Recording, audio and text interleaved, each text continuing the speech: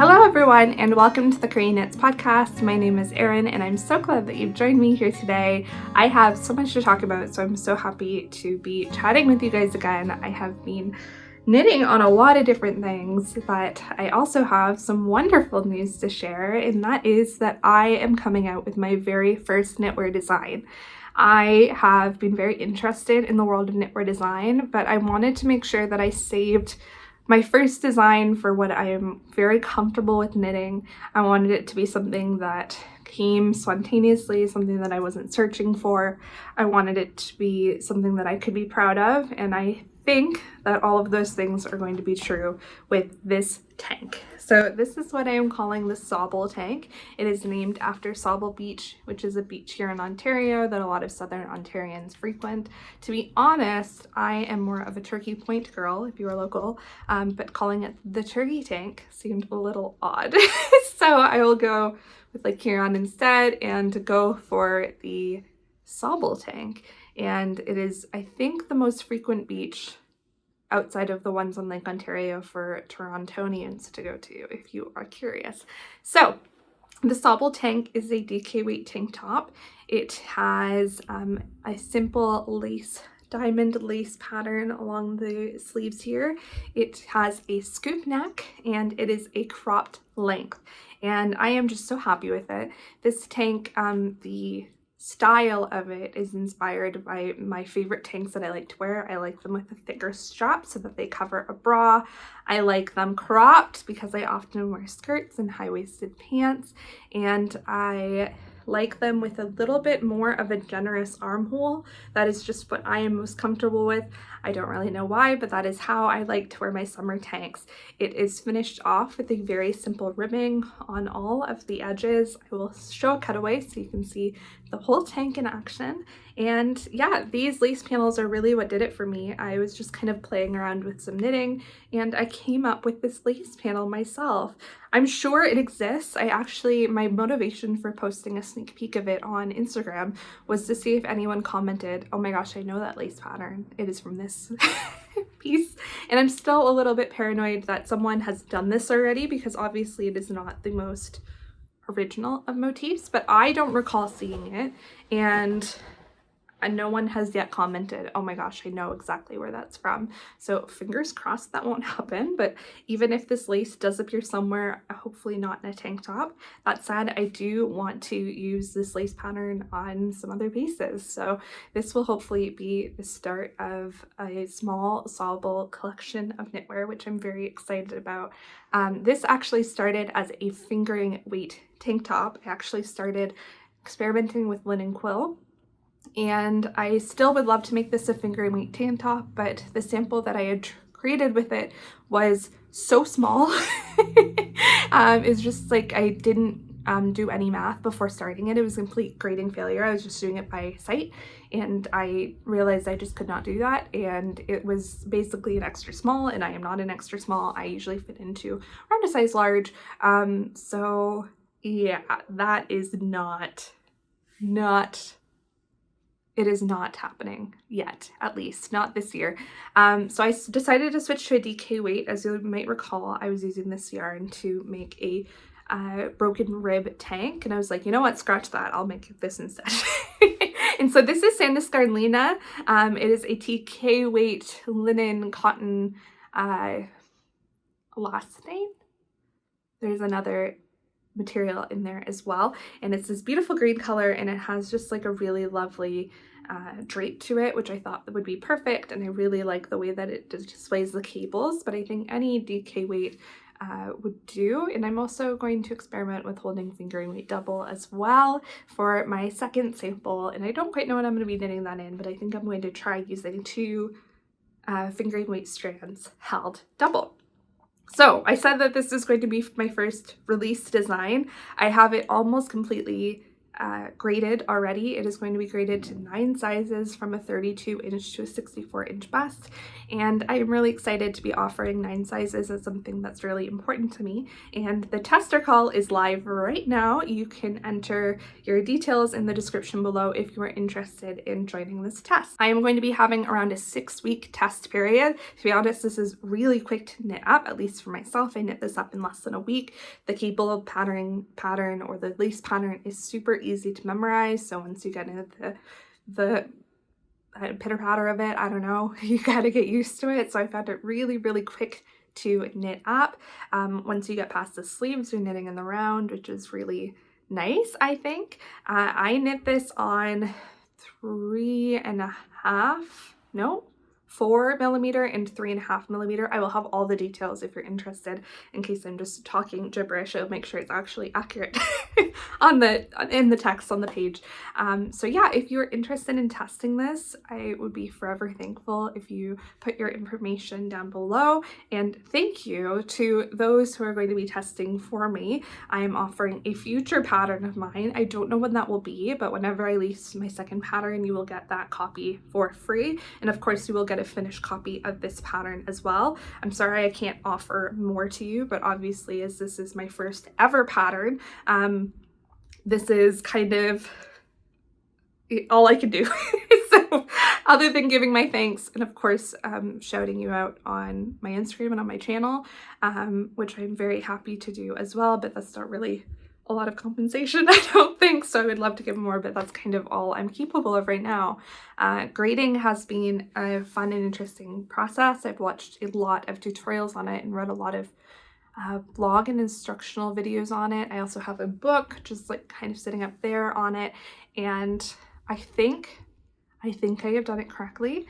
I'm very interested to see how this test goes, especially with the like kind of largest and smallest of sizes. So this size is actually smack bang in the middle, which is kind of nice. I am knitting the size, I knit the size 5, the equivalent of the size 5, which is actually more of an extra large.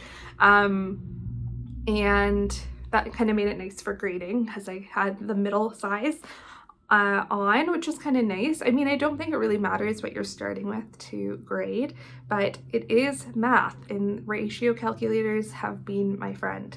And so I do want to give the disclaimer out there as well that this is my first knitwear design and I did grade it myself. So is that something, that's something that worries you and you're like, oh, I don't want to enter into this, I completely understand. But if it is something that you'd like to knit and you're interested, please feel free to sign up below and I am forever thankful for you. I'll be looking for about 2 people per size, so it'll be around 18-person test knit, and we will have an Instagram group chat as well if you want to just get to know some people. And I'm so interested to see this design on other people.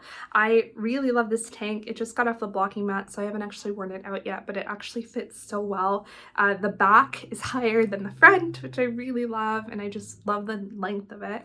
I got this one out of 4 skeins of stainless darn Lena, so anything from in size 5 and below you'll be able to get with 5 skeins. Sorry, 4 skeins, and anything above that you'll have to go into 5 or 6 skeins, but again, I'll have that information. And yeah, I don't know how much else I have to say about this other than I'm really pleased with it. Yeah, I think that this lace pattern is just so versatile.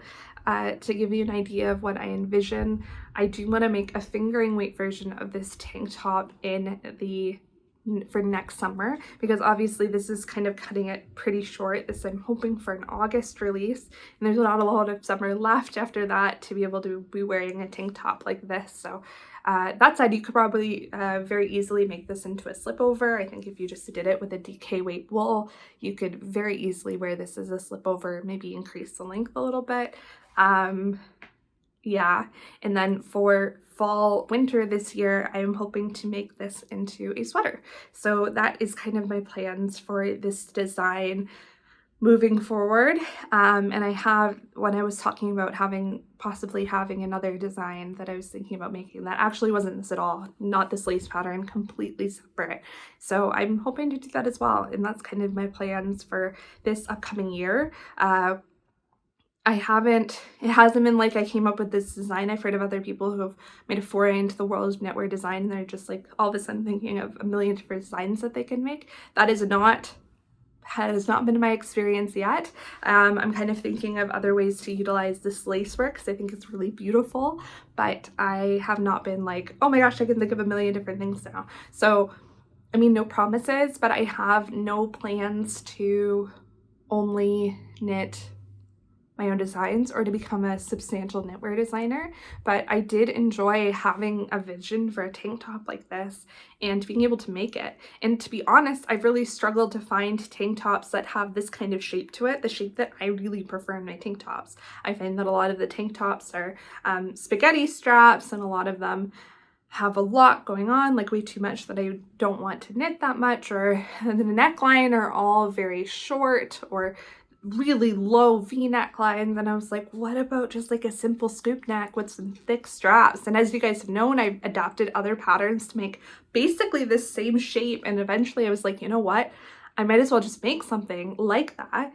And it just so happens that I came across a really lovely lace design to do that with, because I wanted to add a little bit of pizzazz, a little bit of interest to it. And to be honest, I'm just really glad that I did. And I'm really glad that this worked out so well. Just like wearing it, I can't even believe how well it fits my body. And I think that, for example, Starry Nordland's one of my favorite knitwear designers. And I think it's because we have a similar body shape. And so if you have a similar body shape to me, I think that this tank would work especially well on you. That's not to say other people can't knit it. Of course you can. But I do think that there is something to say for having the ability to adapt knitwear to your own body shape.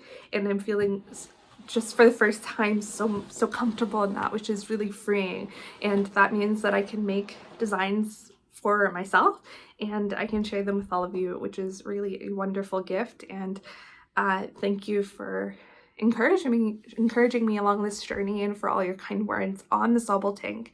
When I posted it on Instagram, it has just been really overwhelming, and thank you so much. I am so happy to be embarking on this journey, and who knows, it could be a complete failure and I could never design again, but we will see. And at the very least, I will have a wonderful tank top coming out of it, which I really cherish and love, and I'll definitely be making, if not at least one more, if not many more in the future, because this is, to be honest, like my perfect tank. So I do have another finished object, and it's one that's been a long time coming. And that is not, I mean, it's finished, but it's not completely finished. There's ends everywhere. It is my oversized seasons cardigan by Ozetta. And this was one that I was knitting with an Italian knitter. She gave me the yarn for this. I gave her some yarn for hers, and it has been really great to knit on. I was knitting on it, and then there was a heat wave, and now that it's finally cooled down, I had managed to finish the arms in my intensive Latin classes when I'm not on the hot seat. So the reason I say that this isn't completely finished is because I have not woven in any ends, and it is not blocked yet. I've done a very brief steam block when I was blocking some other things, but it still needs a good block, so I think it will grow a little bit, but I'm really happy with the way that this turned out. You can also see a little bit of wonkiness here in how the arm tapers. I am very confident that once this is blocked, it will fall a little bit more like that. But this is in Cascade 220. It is in their natural color, and which is color 8010. Looks like this. I got 6 skeins for this, and I only used 4.5, which is incredible. I did make this just a touch shorter than the pattern had suggested, and by a touch I mean like 1 to 2 inches. So I really made out well with the yarn here. And I'm really, really happy with it. It has an extended ribbing there. You can see that from where I did, I was using DPNs. It just made a little bit of a gap there, which I'm sure will block out once I give it a nice soak. I sometimes do get that when using DPNs for sleeves, and I do like using DPNs for sleeves, even though I do now have a shorter set of needles of Chow Goose, just because I don't have to turn the knitwear as much. I can just turn the sleeve around. And if you use both, you kind of get what I mean there, but you don't have to like constantly be moving your knitwear as much, which I prefer. And yeah, it's really nice and warm and beautiful to wear. I made it without buttons, and the the button band is knit with the rest of the sweater, so I didn't have to go back and pick it up, which I really appreciate. And I'm just really happy with the way that this has turned out. I'm really excited to block it and really see how that all comes together. But I would definitely knit this pattern again. I think it's a really good basic cardigan. I really like the weight of it. I think a worsted weight is a really nice weight for a cardigan. I am still, however, a little bit unsure about the color. I'm not sure it suits me. I think it does look decently good with the green actually, but I think that this natural may not be the best color for me. Thankfully it's a naturals fabric. It will dye very well. I also just don't know what color I dye it, so I'll be keeping it like this probably at least till fall to see if I wear it in this natural color at all, because I won't be wearing it very much now. It's pretty warm outside right now, which, may I add, the fires, if you are impacted, I'm definitely keeping you in my thoughts and prayers. Holy heck, is my asthma not doing well in this weather. I'm filming this on the Thursday since all of the smoke has been going everywhere. They say that this is going to be the worst day for my area, and if you hear my nose plugging up as I speak, it is because the air quality is horrendous. I actually have my fan on to try and like circulate things a little bit, but all of our windows are closed. It is hazy outside. Our sunsets have been bright orange. It's been a very bizarre couple of days. You walk outside and you feel like you're in like too close to a fire. It's very bizarre. We did not have it as bad as New York City did. It was not orange and apocalyptic looking, but it's still really, really bad air quality. I'm in about an hour outside of Toronto, and Toronto had the 4th worst air in the world yesterday, and I wouldn't be surprised if that only goes up. It's really horrendous, and I really feel for people in cities that deal with pollution like this a lot more. I don't know how I would survive. My asthma is not loving me at the moment. I even feel it in my throat as I'm speaking, so good time to film a really long podcast, right? So I hope you all are staying safe. I think I'm going to take this off because it is warm in here, but let's just say I'm really happy with it. If you have suggestions as to a color I could dye it. I was actually thinking with I'll go on to this next, but with my lavender cardigan woes, I could dye this lavender, but I think because this leans a little bit warm, it would probably be safer for me to dye it a warmer color. And if that's the case, maybe yellow would be nice. I don't know, not that yellow suits my skin either, but it's a happier color and I would like to wear it. I've got some yellow behind me. I like yellow, it's a good color. And I'm bringing my hair slowly back to its natural color. That's why I'm letting my roots grow out here. And I think the brown with the yellow always goes better than the blonde with the yellow. So I've got some yellow in my future possibly, but I'm so happy to have this off the needles. It's always so nice to have something done, especially something that's been languishing for so long. And it's not even like I don't like knitting arms. I don't get to Sleeve Island and get discouraged by that. I'm actually really excited to have some time in the round, and it makes for really easy knitting, and I feel like it just flies and you can just keep on going. But for whatever reason, this just, I don't know, it really slowed down for me. And I think it was the heat, but really who knows? So let's get into our whips, and like I said, we're going to start first with our lavender haze or lavender cardigan. So I finished the body on my Bogota Cardigan by Liz Style Knitting, and I have some thoughts. So it looks like this. The lace paneling I think looks gorgeous. And this has been steam blocked to just let the lace lie a little bit better. I will quickly put it on for you just so you can see kind of how it's sitting on me. Ta-da!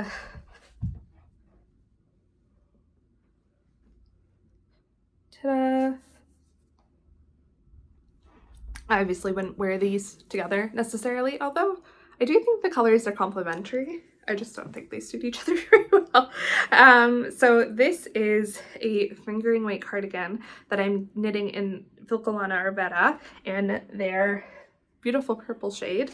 Do they have a shade? It's color 267. Looks like this. And I will not go into the whole story again, but basically I wanted a lavender cardigan. I was going to make it into DK weight. Didn't work out. What I was pairing with it didn't work out. I was convinced into a fingering weight cardigan. Chose this one. Here we are. This cardigan was intended to be a top. Basically, is you take this cardigan base, you use this knitting pattern around the sleeve, and then you get buttons and you wear it as a short sleeve cardigan, but one that's intended to be buttoned up. But I looked at the pattern and I was like, you know what? I am going to make that a cardigan with long sleeves because I really like that lace pattern, and I will just figure out the sleeves as I go. I'm sure it won't be too difficult. Just pick up around the armhole, keep knitting, and that is still my plan. But I did not anticipate having so many problems with this pattern. And I will say this, I took a deep dive into everyone else's that's made it, their versions, and they all seem to be fine. I looked at the French version of the pattern and it seemed to me, granted my French is not the best, it seemed to me like they were the same and the chart was the same. I am pretty convinced that there's a problem in this chart. I have not contacted the knitwear designer yet because I'm also second guessing myself in that maybe I'm just being really dense and doing something wrong, because if everyone else is figuring this out, then maybe I'm just kind of dumb. I really don't know what's going on. But my first problem was as I was knitting the body, the armholes would have been like this small if I had followed the pattern correctly. And my arm is not, we've got bingo arms in my family, like there's some arm to get through that hole, and it would not fit. And so I lengthened the body, and that's perfectly fine. I basically just lengthened the two front panels. I lengthened the back panel. Perfectly fine. Carried on to the lace. This is really cropped, and I think that is my fault. I did not put as many stockinette rows here as the pattern had intended. It's not as long. I think mine is around 2 inches. She suggests 3, so that accounts for 1 inch missing of the length. But my thought was, I'm extending the armhole so much, perhaps I don't need to extend underneath the armhole as much, because I was trying to compensate for how much I added to this top, which was like, I think like 5 inches overall to this armhole. So I was like, I'll accommodate a little bit by doing less here. And I wish I hadn't, alas. And then there was a problem in the lace chart. So basically this first row right here, where is it? Yeah, right here, this row here, she had where you increased 3 times and you decreased 6 times. I think I said that wrong in my last podcast, but I'm pretty sure there was a 3-stitch difference, and I thought it was resolved somewhere else in the lace chart, and it wasn't. And so I was just decreasing my overall cardigan circumference by 3 stitches times like 18 repeats for my size, and that resulted in a significant decrease, and I did not catch it on the first go around, and I did on the second. And again, this is the part where I'm like looking at this pattern like, am I stupid? I can't see any other way to do it. So basically from then on, I kind of fudged it and I fixed it for the rest of my lace chart, and it looks fine. But this first lace row decreased my cardigan circumference by a few inches.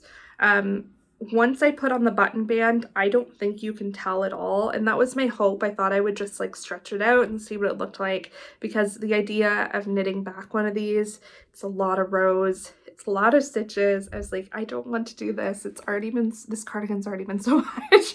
And I didn't, and I think it's fine. But if I hadn't have caught it, this cardigan would have went like this, and it would have never, like it could have never fit. So I'm glad I caught it for myself.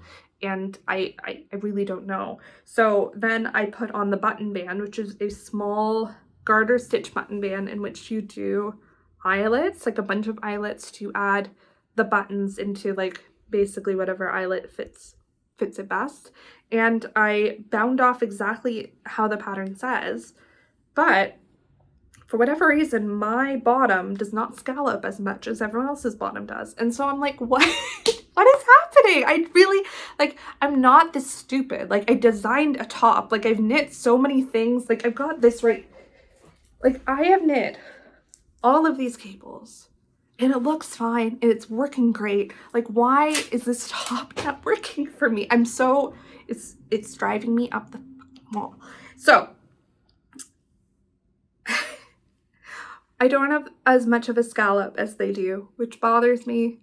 It's inconsequential. It's fine. I bound off loosely. I still feel like it's a little bit tight. I might go back and undo that. But then after all of that, this cardigan barely fits circumference-wise and it's cropped. Just like, so that's what we're working with. I think I want to extend this button band.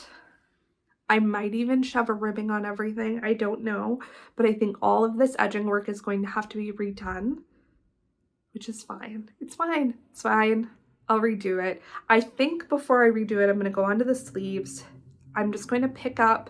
I'm going to decrease as I go down for more of a tapered sleeve. And then at the end, I might add some lace. I might not. I might just leave it. I don't quite know what I'm doing with that yet, but I think I'm at the point where I need to not be knitting on this stupid body anymore. And what annoys me is I love the color and I really, really want to make this work, but it's just annoying the heck out of me. So I've got some options for the body. This second repeat of the pattern here is a truncated version. The original repeat has 3 repeats of the basic pattern, and she suggests 2 for the bottom here, and you can see it split up by this little row of stockinette right there, which does look really cool. It's like wavy, right? So I could just add the 3rd one to the bottom, make that work. I think that would be fine. It would add just like a few more inches of length, which I think is really necessary for me getting enjoyment out of this cardigan, and I definitely have the yarn for it. So I think that might be the best option. It's annoying as heck to have to cut back like 300 to 400 stitches, but I want to be able to wear this garment. And I thought that it was going to stretch a lot more. My swatch did, and the reason I never show you my swatches is because I always rip them out and use them, because I just never like having those around. I don't like the wasted yarn, and I'm not displaying them anywhere. Maybe I should. And yeah, I don't know. So my original grew more because it's a superwash yarn. Superwash yarn typically grows a lot more. This did not grow as much as I was expecting with a steam block. I'm going to soak it though before I make any final decisions. I was putting off this because I finished both of these cardigans, or I finished the oversized season in the body of this quite recently, and I wanted to make this episode first because I didn't want them to be wet when I was showing them. And so I'm probably going to block them tonight and see how it goes, and I will update you guys next time on whether or not I was able to get some stretch out of this body. And if I wasn't, I will probably come back on here with a ripped out body, because I need to make this work. I actually love the fabric it's creating, and I believe in this cardigan. I believe it will work. I believe in it. I need to make this work for myself because I think it could make a really nice cardigan. And it's my first time doing a finger wing weight cardigan, and that feels so luxurious and such like a gift to myself. And I've spent so much time on it, and I just want to make it work. So that said, I really like the material of this fingering weight cardigan. If you have any fingering weight cardigans that you would recommend, I would definitely be all ears to hearing them. Making a cardigan in the Sauble type pattern is definitely something that I would consider doing. It will not be a fingering weight cardigan because I'm not ready. I'm not mentally ready for it. No, not yet. I'm just not there yet. So if you have any other simple, maybe something with lace, something that minimizes the purling. That's the other thing, like this, because it's kind of a garter lace, your wrong side rows are knit, which I really love. So this has very minimal purling once you get past the top portion here, which is another reason that I really wanted to like this pattern. I am just struggling with it, and so I can't wholly recommend it. But if I figure out I'm wrong, I will be the first one to tell you guys, because I hate trying a design of a designer that I've never tried before and then realizing that I am just not getting along with it. It really sucks and I hate it, and I just want to come on here and say this is the best pattern ever and everyone should go try it, and I just can't. At least not right now. So I am probably going to move on to the arms. I'm going to block it, see how it goes, move on to the arms regardless because I need something else to do other than this stupid lace pattern, and then I'll come back to it at the end because I need some time. I need some time to move to a cardigan that is going well. I have come back to my April cardigan. This is by PetiteKnit, and I naturally am in the middle of the row, so it's going to be a little bit difficult to show this to you, but I have made some pretty significant progress on the yoke. Ta-da! So this is almost ready to split, and I have been knitting on this pretty much exclusively in my intensive Latin classes over the past 4 weeks. And I just love the way that the increases are made on this cardigan. Now it's in white, so it's a little bit difficult to see, but do you see how it makes like a line and then goes out? It's pretty cool. And I am in the last portion of increases until I split for sleeves, which is exciting because there are a lot of stitches on the needles right now, and I'm excited to have them kind of brought in for the body. This I can already tell is going to fit extremely well. I knit it, I chose a size up from what I normally would to give it a little bit more ease on myself. I'm knitting a size, I think it's a size extra large, or the size 5, and I am knitting it in Knitting for Olive merino and their soft silk mohair, and it is a stunning combination. I love the knitwear that creates, the fabric that creates. I am definitely going to be looking to buy some while I'm in England coming up. I know it's so dumb to go to England and then not even get a yarn that I can get here, but it's so much cheaper over there, then you don't have to go stupid customs. So I might get some Knitting for Olive while I'm over there, maybe 1 sweater's quantity, because I just love the fabric that it's creating and I would love to make more things in it. I do have their rust color with the matching mohair ready for a fall cardigan, and I think that this is what I might be making my sample of the Sauble sweater out of, so that's exciting. But that will be in the future. For now, the April cardigan, I will probably keep it to a meeting knit. It is not a knit that I'm planning to take to England with me, and so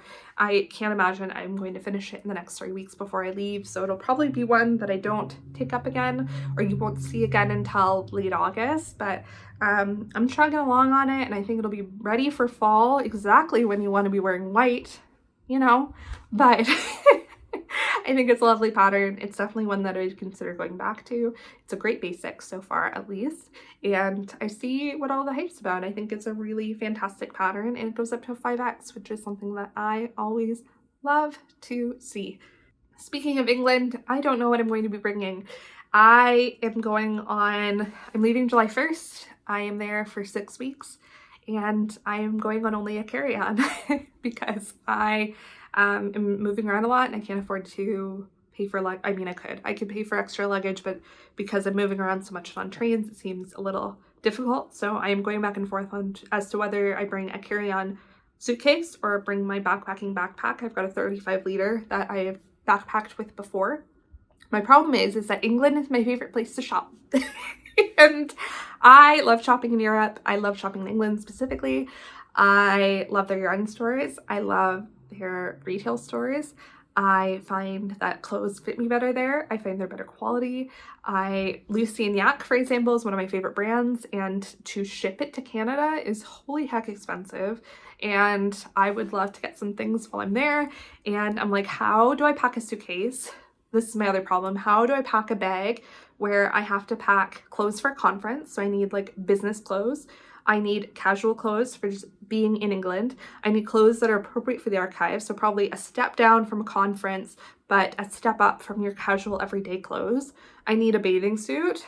And then I need hiking clothes because I am likely I've gone back and forth on whether to, anyway, I need hiking clothes. I'll tell you in a minute. And I'm like, how do I fit that into a very small suitcase, all of that, and leave myself room for shopping? You don't. So I think I'll end up mailing stuff back to myself, and I just need to accept that because I really would like to buy a little. I know I have too much yarn, but I can't pass up the prices that you can get in Europe, to be honest. And there are so many brands that I love that are only available in Europe. And so I do plan on getting, I think I'm gonna cut myself to, or like really restrict myself to 2 sweaters quantities of yarn, and then maybe enough yarn for 1 summer top is what I'm thinking. And then I'm hoping that that summer top I can knit while I'm there. So I will be bringing enough yarn for like 1 or 2 probably fingering weight things to really minimize how much space it's going to take up in my suitcase. So I'll definitely have time to knit. I'm spending kind of 8 hours every day in the archive, but I have all evening to myself with no one to go see. Things to explore, of course, but a lot of transit I'll be taking. So I do plan on having a lot of knitting time, and I want to use it well. I'm still going back and forth on bringing my joggers after what happened last time at Manchester Airport. So I don't know what's going on yet. I'm trying not to stress about it, but if you can tell, I am stressing a little bit. And I said hiking clothes, and the reason for that is I've gone back and forth, and I put a survey on Instagram about where I should go in England for a little vacation. I have allotted myself basically 4 to 5 days at the end of my trip to be able to go somewhere in Europe and enjoy myself, because while I'm there, I'm not on vacation at all. I'm in a conference for a week, and then I'm in the archives for 4 weeks. So I have allotted myself a couple days at the end. I will be doing solo travel. I've done solo travel lots before, not a big deal. I had thought Bergen, Berlin, Athens is high on my list, Prague, I don't know, places like that. I haven't done a lot of Central Europe, and number 1 places on my list would actually be Istanbul and Morocco generally. But I don't know how I feel about doing those as a solo female traveler, and I can't just go on a backpack for that weekend. I'd have to bring my carry-on with me, and I don't know I just don't know how I feel about that, and I want it to be easy on myself because I'm going to be really tired after everything. And then I was like, you know what, maybe I don't have to add another country to my list. If you don't know, I'm trying to get my 30 countries before I'm 30. I'm at 25. I would love to add another one to that list, but I was like, I don't know, I plan on doing a Central Europe tour, which will probably bang that out within the next year or so, hopefully with my husband. And maybe I just go back to my favorite place on earth and go back to Scotland. And so that's what I'm leaning towards right now.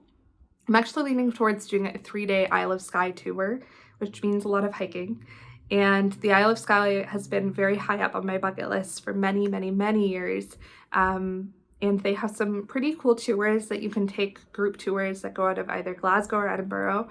I am hopefully going to get one. My plan is to get one out of Edinburgh so I can see a little bit of Fringe Fest while I'm there, because it will be at the first week of August. And the first time I ever went to Edinburgh was during Fringe, completely by accident, and it was one of the best trips of my entire life. I adore Scotland. It is my favorite place in the world. I am about half Scottish myself, my heritage, and I've never felt more home anywhere else in the world. And I love Edinburgh as a city, and I love the Highlands, and I would love to go see the Isle of Skye. But I keep going back and forth as to whether I should just fly into Inverness and rent a car and go myself, or join a tour group. And I'm terrified to drive on English roads because they drive on the other side of the road. I also would need to get an automatic, which would increase my prices. And so I keep going back and forth as to whether I should just book a tour group and make it easy on myself, but I get really car sick when I'm not driving. And do I want to be around like a bunch of other people? I don't know. In peak tourist season, I don't know. So I keep going back and forth. If you have advice as to the best way to see the Isle of Skye, or maybe even somewhere off the beaten track in Scotland that you would recommend that I go to instead of the Isle of Skye, I am all ears. I don't want to like rough it tent because I just won't have the supplies for it. So I'm going to have to stay in a hotel wherever I go. I would totally car camp, although I don't know that that's legal in Scotland. But yeah, those are kind of my thoughts. If you have any suggestions around those things, I am all ears. I haven't booked anything yet. I think I'll have to book it within the next week just so I'm able to get flights and accommodation and all that. I'll just have to make up my mind. But right now I'm leaning towards Scotland, and I am leaning towards going somewhere in the Highlands. I've done Edinburgh 3 times. twice, 2 times. I think just 2 times. And I would love to do it again, but I've seen everything there is to see in terms of attractions at least. And I would love to see more of Scotland. I've also seen Glasgow. I've been on a Highlands tour, which was lovely. But obviously there's so much more to see. I would love to do the East Coast as well, kind of go up Aberdeen, and would love to see Inverness. All of it really, but I think the Isle of Skye has just been number 1 on my list for so long, and it would be a really great time to do that because my husband doesn't really have any interest in doing it with me, so might as well do it myself. And yeah, so that's why I need hiking clothes, and I'm really excited for that, but I need to figure it out. Anyway, that was a huge tangent. Let's get on to my last knit, which is another thing that I'm just kind of doing off the cuff. So I had said that I had originally designed this Sauble Tank with linen quill. And so I had the linen quill sitting on my desk from when I had done that. And I still wanted to make something in it. And so I am making a simple raglan t-shirt for myself. But I'm adding the Sauble Tank lace pattern to it on the sleeves. So my original thought was to experiment as to whether I could make the Sauble Tank a raglan t-shirt, sweater, etc. because they're my favorite sweaters to knit. My favorite sweaters to wear I think are still drop shoulder, but to knit it's definitely a raglan. And I was trying to, so this is actually the second version I've cast on for this, and I was like, if I start the lace pattern here and it goes out in the diamond here and goes down, will I be able to extend that along the raglan and then bring it down like this? And I'm sure there's a way to do it, but I was experimenting it and it made the diamond look very wonky. And if I had just put it from the raglan straight down, it would kind of be in the middle of the shirt, and I didn't want it there because then your bra would be too much showing, and that is the main reason that I don't wear the oolong tank as much as I would like to. I think it's a stunning design. I love that tank, but the lace is in the middle of the chest, and so your bra is just like out on display all the time, and I don't always have a bra that fits, like the colors fit well with that. And I mean, this, you definitely have it. I'm wearing a black bra right now. You can definitely see it. I think it would look better with a nude bra or green bra, but it's off to the side, like your chest isn't out. Where the oolong tank, it's kind of like right over your boobs. And so I just kind of wanted to make sure that it was a little bit more covering than that, because I know that's something that prevents me from wearing that tank top, and I don't want anything to prevent people from wearing it. And so I ripped it all back, and this will not become a pattern. I am basically just sticking the lace pattern of this onto my short sleeves here, just to add a little bit of interest. And other than that, I'm doing a simple raglan for myself. And so if you end up with this pattern, feel free to chug this lace pattern on anything. It's not that many stitches across, and so it's easy to kind of transplant onto whatever. I'll give that away for free. And I'm sure the lace chart isn't that hard to replicate, to be honest with you. So if you want to do that, I don't think that that's a bad thing at all. So yeah, just a very, very simple raglan. I did a 2x2 rib cast on. I'm bringing the 2 rib down. 2x2 is my favorite kind of ribbing. And I'm just making a simple knit for myself. I think I did say that right. It just sounded weird in my head. And this is one that I might bring with me to England just because it's fingering weight. It's super easy. And I think it'll be super nice to wear when it's done. It's all in the round, minimal purling. I did some short rows on the back to increase it, so that's a bit higher than the front, and very, very simple. And I'll even give you, for my neck and body, I cast on 120 stitches. So that's kind of what I'm doing. I did a quick gauge swatch and calculated how many stitches that was going to need for me. I'm knitting this on 3.25mm needles, and that's basically all there is to it. I will hopefully have more to show you next time, but very simple raglan. Don't have much else to say about it. I miss, what was that? There was an app where you can make simple raglans and it would calculate, you can put in your gauge and it would calculate how many stitches you need to cast on for you. I forget the name of it now, but they unfortunately shut down. due to a lack of funding, and I really liked using them for simple raglans back in the day because it was just so easy to be like, I'm making it with a worsted weight with these needles, how many stitches do I need? And they would give you a ballpark of how many stitches to cast on, and they would actually generate a whole pattern with you for you, and that was really nice when I was first starting out. So I could get an idea of like, if I changed this thing, how would it change my stitch counts? And I felt like that was a really nice way to learn the basics of knitwear and knitwear patterning, but doesn't exist anymore, so you have to figure it out yourself. I think investing in a good raglan pattern is nice, just so that you have it. I have a couple books that have raglan patterns in them that sometimes I look at to see how many stitches I should just cast on if I'm ever just doing a simple raglan myself, but I this time didn't bother and just kind of calculated it out myself. So raglans, I think it's the easiest knitwear to do on the fly, and if you're interested in doing something without a pattern and you just want to test yourself and see how that would look for the first time, I would highly recommend a raglan. Okay, so it's 2 hours later. I had to run to an appointment, and now I am back to share with you what I got for acquisitions, and I have gotten too much more than I had anticipated getting, and a lot of it is from garage sales actually, so that I feel good about. But yeah, with me going to England, I definitely should not have been looking for yarn as much as I have, but it's kind of been circumstance. I haven't sought it out, if that gives me any bit of grace here. So first thing is my parents ended up FaceTiming me. They were going garage sailing and they came across a yarn garage sale, which is really cool. I wish I had been there. We have Spinrite in our area, which is a big warehouse where they sell a bunch of discount yarns like Bernat and Peyton.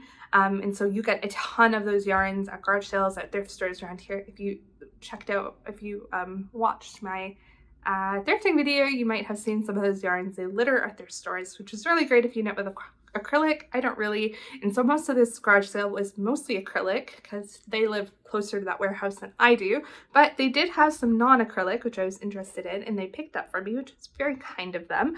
The first thing is this.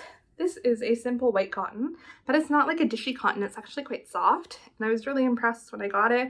I had got 3 skeins of this for I think like $2, and so that's a really great price, and it will become a summer shirt. It is around a DK weight, and yeah, it might even become one of these tanks.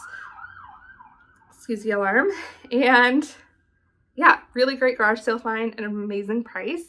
And then the one that didn't turn out as well, they had a whole bin of mohair and mohair acrylics, and this was the one with the most natural fiber content, and so it sounded good. Again, I was over FaceTime. So this is Bouquet Floss, 75% mohair, 10% wool, 10% acrylic, and 5% nylon, and it looks like this. Very bright blue, and it feels horrific. It feels so terrible. I have like 10 to 12 skeins of this, and I thought I would make like a cardigan out of it. Oh, it says spin right on it, factory and sales office. So that's what I'm talking about. Definitely came from there. And I don't know what I'm gonna do with it. It does not feel nice. It is kind of a thicker mohair, which would be nice to make a sweater or cardigan in. I just don't know if I could stand this next to skin. It's not my favorite, but perhaps if I knit it out, it might turn out a little bit better. Like, it almost looks matted. It's not the best. So I don't know. I don't know. We shall see what ends up happening with that, but garage selling, who knows? And then I went garage selling the next week in my area, and I found someone who was a hand spinner. And although I'm not super into homemade yarns, especially ones like this, I wanted to support a local artist to me. And so I bought some of her hand spun, which looks like this. It's actually got some really beautiful colors in it, but it definitely, like, some of the tension is really small, and then some of it's really chunky, and I think it would be much better suited to a loom, kind of those yarny art pieces that people come up with, but I don't have a loom. My mom's experimenting with doing knitting things on a loom, and so perhaps this will end up in her yarn stash, but for $5, I figured I'd pick it up and support someone local. On her thing, it says it's a wool alpaca mohair silk blend, and it's approximately 64 yards and is intended to be a bulky weight. And so I would say that's pretty true. I might end up making a hat out of it. That's the first thing I thought of, but if my mom can find more use for it, it will go to her. But I do like the colors in it, and I thought it was an interesting garage sale find. And then I found someone that was selling a whole bunch of buttons. She was a sewist, and so I ended up picking some out. So the first ones I got are some wooden buttons for $1. Look like that. Very simple wood buttons. And then I got 2 sets of shell buttons. One is bigger, one is smaller.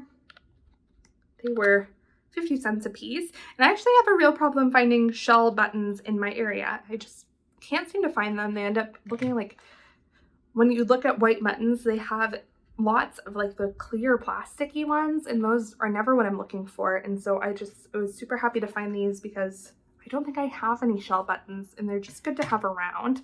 And then I found these absolutely beautiful buttons. They have a gold rim with a beautiful like opally pink shell in the middle. And I'm not a pink gal myself, but I thought that these were stunning. And so they were 25 cents a piece. I would have bought more of them if they had them, but I got all that they had. And so I spent $2.50 on buttons, and I think that was a great deal. And I was thinking that these would go well with the April cardigan maybe. And if they're too big for that, they'll go on something else in the future. But I just think that they're beautiful. And so I was super happy to find those and pick them up. And then just this past weekend, I went garage selling with my mom, and I found a knitting machine. And so there was a guy that was had bought a whole bunch of pallets and was selling them for cancer research, and he had this kind of randomly, and I spent $10 on it. And so this is from the brand Miyaoki. Looks like that. This is the brand that you see most often on like TikTok and on YouTube. It is one that you can get from Amazon for between, I think, like at $80 to $100. And so it's the one that's most easily accessible for people to get. And I think it's probably one of the cheaper ones as well. But I figured I would give it a go and try it for hats and stuff. I haven't opened it yet. I haven't looked in it at all. Who knows? Maybe there isn't a knitting machine in here. But I just wanted to kind of give it a go. I don't know, I was interested. I know there's some people on YouTube that like make their whole living off of making patterns for this particular knitting machine. So I might try one of their patterns. I'd be interested to work out to see if I can make some sleeves on this maybe. I know you could also knit flat on here as well. So maybe like panels for a blanket might be cool. But I just thought I would give it a go because, I don't know, it's nice to try something new.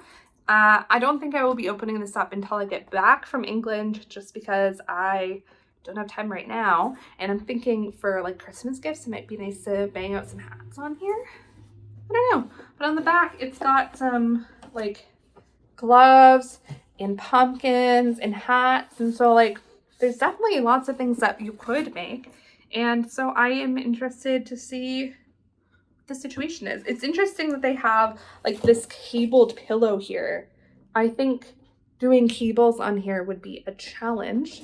I'm sure there must be a way. I do not know it. I know nothing about this, but for $10 I figured I'd learn. So maybe I'll do a video unboxing it and trying to figure out what I can do with it. And the other thing that I thought of too is that you could definitely just like knit a panel and then add ribbing to it afterwards. And so it might be interesting to experiment with speeding up some stockinette sections if I really wanted to pursue that. I don't know. I also just like knitting, and so I don't know how much use I'll get out of the machine, but I figured I would give it a go. And then in terms of like retail shopping, while I was out garage sailing, my husband said, oh, you might as well go to the Fergus Fiber Festival, which was I think 2 weeks ago now. And so I did. And I had never been to the Fergus Fiber Festival of Fergus, Ontario. It's just outside of Guelph, if you're familiar with the area. And they shut down the whole of downtown to be able to shop. And they have a yarn store there as well. I don't know if they host it, but it's a cool little festival. Most of the standard local people that you find around here. And I had went with the intention of finding someone new to me, some new yarn to knit with, and I failed in that because I ended up back in the arms of Wellington Fiber, which is one of my favorite local companies, and I got this. So there were a whole bunch of hand dyers. I would say it was 80% hand dyers and 20% local mills and people like growing their own yarn with flocks and stuff. Fun enough, they had sheep and alpaca, and they had an Angora rabbit there, which was really cool. So that was fun to meet them. And yeah, I'm not one for hand-dyed yarn. That said, I have hand-dyed yarn. I was going to say I'm wearing hand-dyed yarn, but I was wearing that yesterday. But I just don't use it very much. I don't wear it very much. And so, yeah, I was really looking for more of a homegrown, shear their own sheep kind of mill. And I had almost bought someone else's, and I don't even remember his name, but he had some great wool, but I just couldn't get the beautiful Wellington fibers out of my head. And so this is their 3-ply base. It's 115 grams per 400 yards, 30% mohair, 70% wool, and this is in the color Wellington Charcoal. And they put this as a sport weight yarn. And I just thought that color was really beautiful. It swings warm, which I like. And although it's a sport weight, I think I could get away knitting it at a DK, more of a DK, which is my plan. Oh, that's looking really thin on camera. I don't know. But I got 3 skeins of this, and I'm hoping I can get a sweater's quantity out of it. Ideally, I would love to have a black cardigan, but I just don't know if there's enough yarn here for that. I do have another sweater's quantity of black yarn that will definitely be broken out next fall because it's my favorite. It's the wool stock worsted. But actually, Wellington Fibers had a beautiful green color that was exactly like this green color. This is the Pearl Soho yarn that I had recently gotten, and I almost bought that because this color has just been speaking to me lately. But I thought I would be practical and get some charcoal yarn because you can always use some more black knitwear in your life, and I actually don't have any black sweaters. So this will definitely be my future. I just adore this fiber so much. It's very local to me, which is amazing. It tells me where it's coming from, which I really appreciate, from Alora, which is even closer to me, which is really lovely. Made in Canada, dyed in Canada. It's just like somewhere I really love to shop from. And I got these for $23 a piece. So definitely not the cheapest yarn in the world, but I'm always willing to spend more for some locally locally grown yarn. And then I ended up going to, I've actually checked out 2 new yarn stores to me in the past little bit. I checked out the one in Fergus, and that one was fine. It sold most of the standard North American yarns, and actually a surprising amount of drops yarn as well. And so I didn't end up getting anything there, but I would definitely be willing to go check it out again. Just wouldn't be somewhere I'd go out of my way to go to, I think. And then there's a new yarn store in Guelph, Ontario, and I was in Guelph the other week, and so I decided I'd finally check out their new yarn store. They used to have a yarn store there that I really liked, actually, and they closed down and it was replaced by another yarn store, and I hadn't checked it out yet. Sadly, they didn't have a website, so I had no idea what to expect from the yarn selection.